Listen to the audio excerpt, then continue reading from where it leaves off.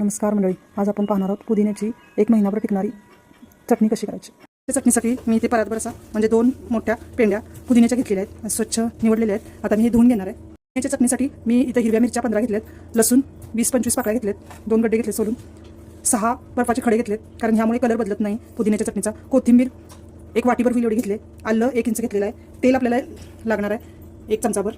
त्या भांड्यात मी लसूण घातलेला आहे, आलं घालते, मिरच्या बारीक करून घालायच्या, तुकडे मधने 2 तुकडे करून मिक्सरमध्ये घालायचे म्हणजे व्यवस्थित बारीक होते। धुतलेली कोथिंबीर घालते, त्याच्यानंतर हे बर्फाचे तुकडे घालायचे 5-6 म्हणजे कलर चांगला राहतो चटणीचा। पानं पुदिन्याची 2 वेळा धुवून घेतलेले स्वच्छ, ते आता मी मिक्सरच्या भांड्यात घालते।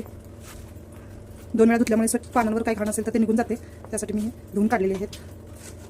1 चमचा तेल घालायचं आहे, कोणतंही तेल चालतं, शेंगदाणा तेल, दुसरं कोणतं तुम्ही नेहमी खाता रेग्युलर ते चालतं, कारण ह्यामुळे ही महिनाभर चांगली टिकते आपली चटणी पुदिन्याची। आपल्या चवीनुसार घालायचं आहे आणि मग आपल्याला मिक्सरमध्ये वाटायची चटणी।